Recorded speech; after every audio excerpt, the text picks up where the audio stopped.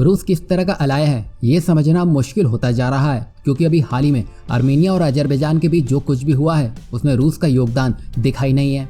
बस जमीन के घाटे नुकसान की बात करें तो आर्मेनिया के कब्जे वाले कुछ इलाके अजरबैजान की फौज ने युद्ध में जीत लिए थे, वो इलाके अब अजरबैजान के पास ही रहेंगे। यानी कि अब स्टेटस कोड चेंज हो गए हैं और एक नई लाइन ऑफ कंट्रोल सामने आ गई है।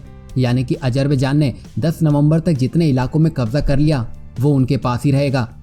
देखा जाए तो आर्मेनिया के लिए ये बहुत बड़ा लॉस है और यहाँ आर्मेनिया के एलाय होने के बावजूद रूस ने बीच बचाव नहीं किया, जबकि युद्ध 2 महीने तक चला है और मदद की कोशिश भी रूस की तरफ से नहीं की गई। जबकि रूस आर्मेनिया दोनों देशों के बीच संधि भी हो रखी थी कि जिस भी देश पर खतरा मंडराएगा दूसरा देश उसकी मदद जरूर करेगा।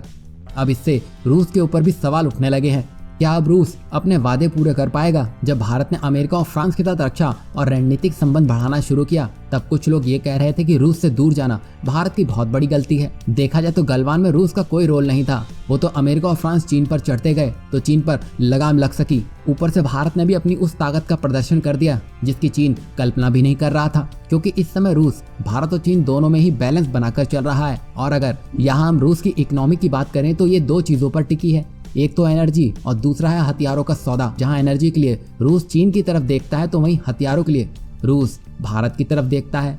वैसे ये कहना ठीक नहीं होगा, यहाँ जो देश रूस को पैसा देगा रूस उस देश को हथियार बेचेगा, क्योंकि यहाँ रूस अगर दोस्त दुश्मन देखने लगा तो उसकी इकोनॉमी गोते खाने लगेगी। देखा जाए तो अभी भारत के 2 दुश्मन देश तुर्की और चीन के पास तो S-400 बहुत पहले ही पहुंच चुकी है, जबकि भारत उसके इंतजार में है।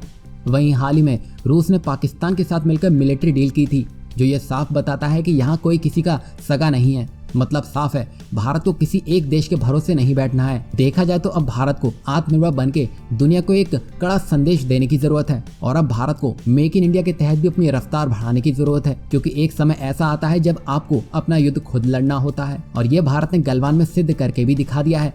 क्योंकि यहाँ आर्मेनिया ने रूस पे भरोसा करके सबसे बड़ी गलती कर दी है, क्योंकि जब आर्मेनिया अकेला था तब अजरबैजान का साथ देने के लिए मुस्लिम देश एक हो गए थे और तो और तुर्की ने ही मोर्चा संभालते हुए अजरबैजान की जीत पक्की की। अब ये तो खुली किताब है, आप समझदार हैं, खुद समझ सकते हैं कि किस पे भरोसा किया जाए और किस पर नहीं।